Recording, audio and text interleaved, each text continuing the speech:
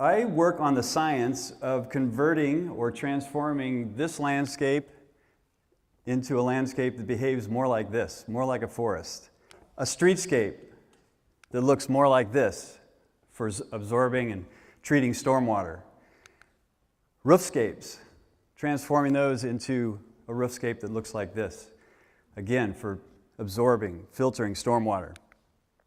Designing biologically active subsurface storage for stormwater management systems. So why? Why would you do this? Well, it's fun. It's a lot of fun, actually. But why? Well, there's a lot of reasons.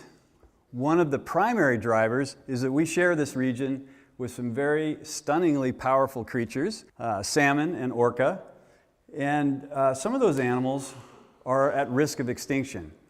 One of the primary drivers for that risk of extinction, there are several, but one of the primary drivers is urbanization and the flows, the stormwater flows that come off of the urban landscape that has those toxins that Laura just spoke about.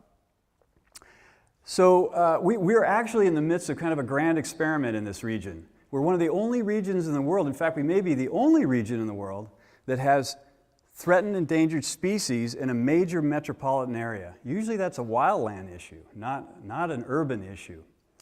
So what are we going to do about it?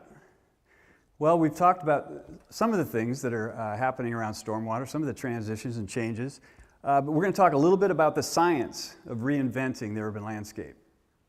And so one of the first questions that comes to mind, of course, for all of us, is that what do sand, coconuts, and burnt wood have in common? Of course, that's the question you would first ask. Well, as it turns out, these are some materials that show a lot of promise for developing a perfect stormwater filter. And so we're going to look at some data. And what I'm going to show you here is a plot on the right. We're going to focus on the plots that are on the right here. And each one of those colored boxes represents different kinds of filter media for filtering stormwater to prevent these impacts that we've been talking about to our aquatic organisms.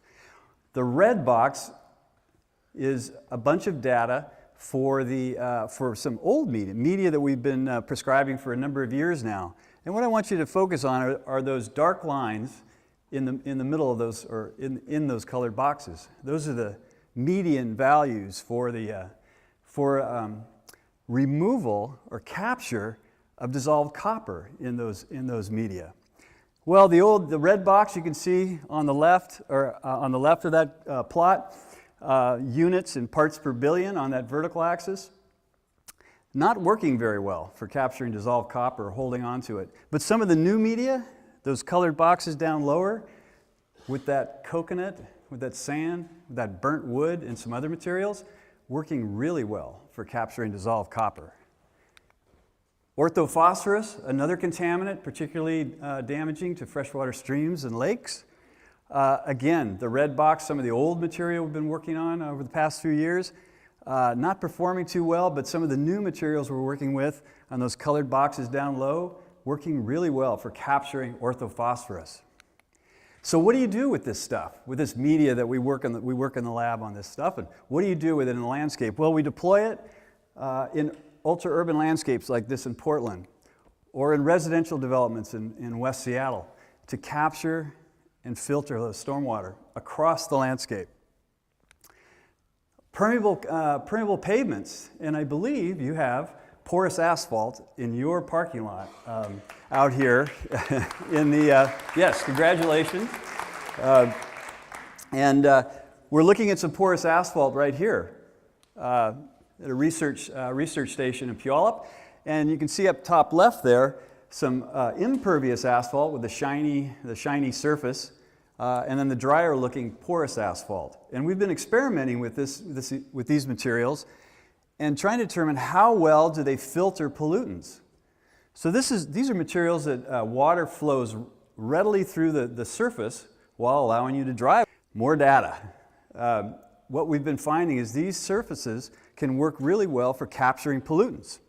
Here we're looking at total suspended solids, and on the left, another bunch of data, a distribution of data, looking at the dirty water coming in to that porous asphalt, and then quite clean water on those two box plots that are really squished down, really small on the right.